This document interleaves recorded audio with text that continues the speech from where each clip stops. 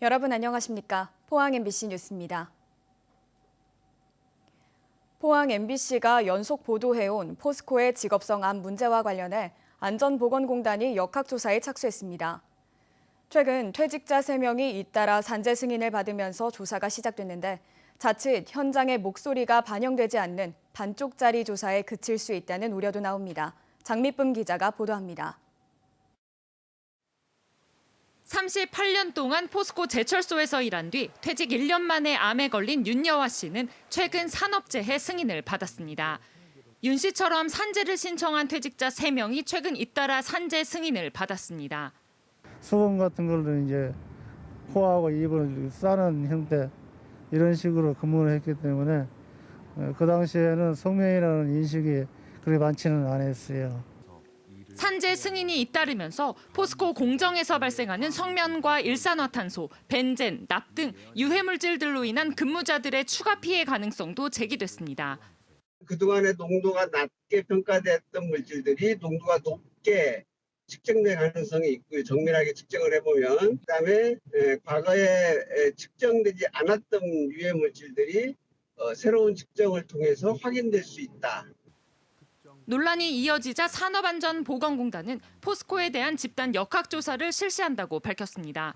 철강 제조업 분야에서 실시되는 첫 번째 집단 역학조사로 제철소 작업 환경의 유해 요인 정밀 측정을 통해 질병 발생과의 연관성을 분석하게 됩니다.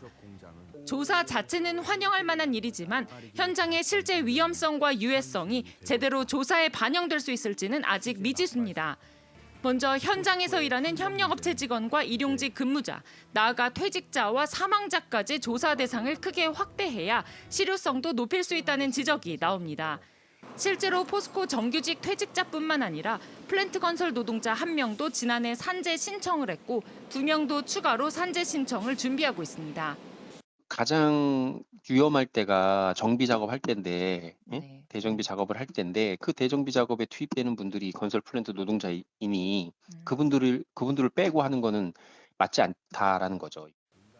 또 실제 작업 환경의 유해 요인을 잘 알고 있는 독립된 노동조합의 참여가 조사의 정밀도를 높일 수 있다는 지적도 나옵니다. 금속노조도 이번 조사가 노동자들의 생명과 관련된 문제인 만큼 노조가 직접 참여해 조사의 신뢰성과 실효성을 높여야 한다며 적극적인 참여 의사를 밝혔습니다. 객관적으로 조사에 참여할 수 있는 전문가들이나 노동자가 참여하지 않고 진행했을 때 포스코가 일방적으로 포스코 원하는 곳에 원하는 방식으로 조사됐을 때 객관성이 결여될 수밖에 없고. 한편 포스코는 이와 관련해 지난 1992년 조사를 시작한 이후 지금까지 작업 환경 측정 결과 유해 화학물질 기준치 초과는 단 한 건도 없었다는 입장을 밝혔습니다. MBC 뉴스 장미쁨입니다. 경북경찰청이 공무원과 지방의원 등 땅 투기 의혹을 받는 59명을 조사하고 있다고 밝혔습니다. 경북경찰청 부동산 투기 특별수사대는 지자체 공무원 11명, 지방의원 6명, 공공기관 직원 1명, 공직자 친족 4명, 일반인 37명 등 총 59명을 수사하고 있고 지금까지 이 가운데 2명을 구속했습니다.